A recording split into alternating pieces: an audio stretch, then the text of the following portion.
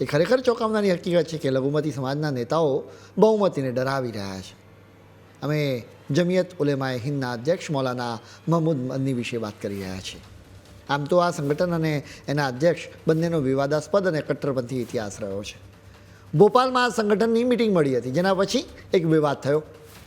આ મિટિંગમાં મદનીએ કહ્યું હતું કે લવ જેહાદ, લેન્ડ જેહાદ, એજ્યુકેશન જેહાદ અને થૂક જેવા શબ્દોનો ઉપયોગ કરીને મુસલમાનોને ખૂબ દુગ આપવામાં આવે છે અને ઇસ્લામ ધર્મનું અપમાન કરવામાં આવે છે. સરકાર અને મીડિયામાં જવાબદાર પદો પર બેસેલા લોકો પણ આવા શબ્દોનો ઉપયોગ કરે છે.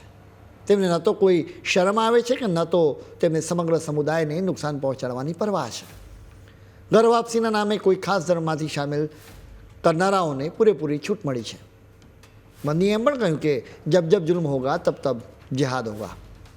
મદનીએ મુસલમાનોને એમ પણ કહી દીધું કે તમે વંદે માતરમ ન ગાતા, નહીં તો તમને મરદા ગણવામાં આવશે. મદનીએ સુપ્રીમ કોર્ટ સામે પણ સવાલ ઉઠાવ્યા. તેમણે કહ્યું કે બાબરી મસ્જિદ અને ટ્રિપલ તલાક જેવા કેસોમાં ચુકાદા બાદ સામાન્ય લોકોમાં એવી માન્યતા છે કે અદાલત સરકારી દબાણ હેઠળ કામ કરી રહી છે. મદનીએ એક રીતે નફરતનું ઝેર રેડ્યું. તેઓ આ દેશના મુસલમાનોને વધુ ઉશ્કેરી રહ્યા છે.